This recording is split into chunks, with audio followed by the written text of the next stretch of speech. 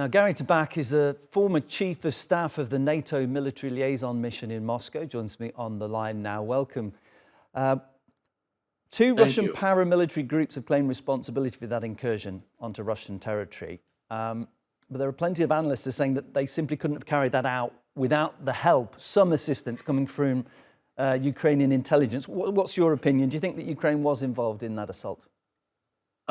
More importantly, I was not only chief of staff in representation in Russia. I was also deputy commander of the anti-terrorism unit in Turkey, which I'm very proud of, serving with my Turkish brothers side by side. No, I don't think so. I don't think so. I mean, come on, it's not. Ukrainians have absolutely nothing to do with it, because you see what happens is that Russians are allowed to fire and kill and wipe off the cities of the face of the earth in Ukraine, and they're allowed to steal children, which of course the international court has accused and Putin of war crimes in that sense regarding to children.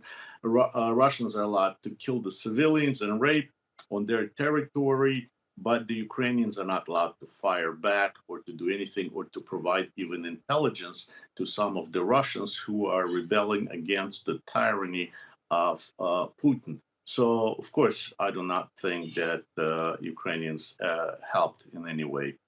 And I stand by with what Minister Podolyak and what the President Zelensky are saying. To quote Golda Meir, when they asked her if Israel has nuclear weapons, she said, absolutely not, but if we have to, we'll use them. Unfortunately, our world came to that point where we say one thing and we just say for political purposes something. As I remember, Turks have not hesitated for a second to shoot a Russian warplane out of their skies when it entered their airspace for 40 seconds. 40 seconds it entered in Syria in a war zone into the Turkey, and it was shot down. Listen, Ukrainians are being killed and murdered. They have to do what they have to do. What about other claims coming from Russia? They say US military vehicles were used in that Belgorod incursion. I believe photographs were provided. It's very hard to verify these kind of things. What's your opinion? Sure. I mean, Russians also have said that they have destroyed several tanks, Leopards, and they have said already that they have destroyed even Abrams, an American tank, which is not even there in Ukraine. I'm not surprised if they will claim that they have shot down F-16 already that's flying over Ukraine. I do not believe anything that comes out of Russia. It's pure propaganda and lies. Regardless of the details we've just discussed there, the fact that there was some kind of incursion onto Russian territory, I mean, it could play out several ways. Perhaps Russian citizens will become fearful for their safety. Perhaps they'll push back against their government and this war in Ukraine, or maybe they will look to their government for protection. Could this play into the Kremlin's hands that there is any kind of violence on Russian territory? I think you're absolutely right. It could be both. It could be both, and this is the dangers of war. Sometimes you rally people around your government when such things happen, and sometimes you say to your government, hey, listen, you started this fight.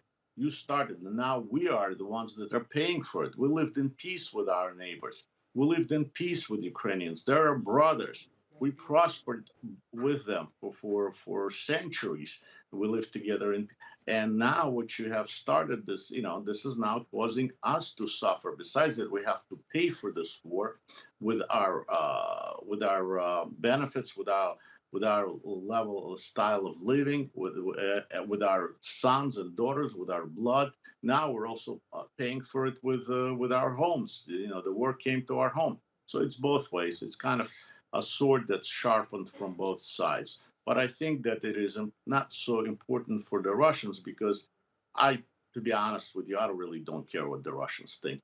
I think that it is important for Ukrainians to know, to show that there is a resistance, to show to the world that there is a Russian resistance, that Putin is not everyone in Russia loves him, that there are Russians that realize that Putin and his surrounding has destroyed that country, has destroyed rich Russian culture, has destroyed history of Russia, has destroyed the idea.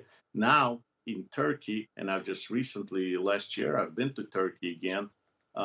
And again, Russians have provided so much tourism there, so much helped so much in trade and in benefiting the economy in Turkey. But nowadays, a lot of Turks are very weary of having Russians come and visit them.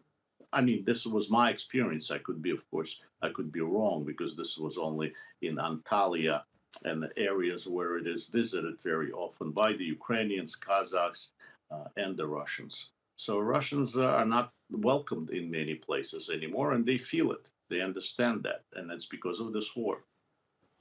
Gary, I really appreciate your time and your insights. Gary Tabach is my guest this hour. He's the former mission chief for NATO in Turkey. That was, I believe, between 2006 2008. Thanks so much. Thank you.